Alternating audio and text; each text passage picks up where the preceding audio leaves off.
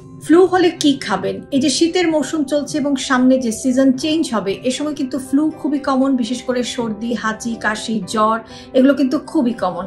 এরকম যদি আপনার ফ্লু হয় তাহলে আপনি কি খাবার খেতে পারেন? ফ্লু হলে আপনি যে খাবারগুলো খেতে পারেন তার মধ্যে প্রথমেই যার কথা বলবো সেটা হচ্ছে যে চিকেন স্যুপ খেতে পারেন। চিকেন স্যুপ যদি আপনি গরম স্যুপ খান সেটা কিন্তু আপনার বডিকে ওয়ার্ম রাখে এবং চিকেন স্যুপের মধ্যে প্রোটিন থাকার কারণে সেটা আপনাকে যথেষ্ট এনার্জি দেয়, এমনকি এটা আপনার হাইড্রেশনটাকেও কিন্তু মেনটেন করে। আপনি যে খাবারগুলো খাবেন সেগুলোর মধ্যে একটু রসুন বেশি করে রাখার চেষ্টা করবেন। রসুনের মধ্যে এমন কিছু উপাদান আছে যেটা আপনার বডিকে ইনফ্লামেশন বা প্রদাহের এগেনস্টে ফাইট করতে সাহায্য করে। আপনি একটু টক দই খেতে পারেন। টক দই খুবই শক্তিশালী একটা প্রোবায়োটিক এবং এটা আমাদের গাট ব্যাকটেরিয়াকে ভালো রাখে, অর্থাৎ হেলদি গাট ব্যাকটেরিয়াগুলোকে গ্রো করতে ডেভেলপ করে এবং সে কারণে কিন্তু এটা আপনাকে ইনফেকশনের এগেনস্টে ফাইট করতে হেল্প করে, আপনার ইমিউন সিস্টেমকে শক্তিশালী করে।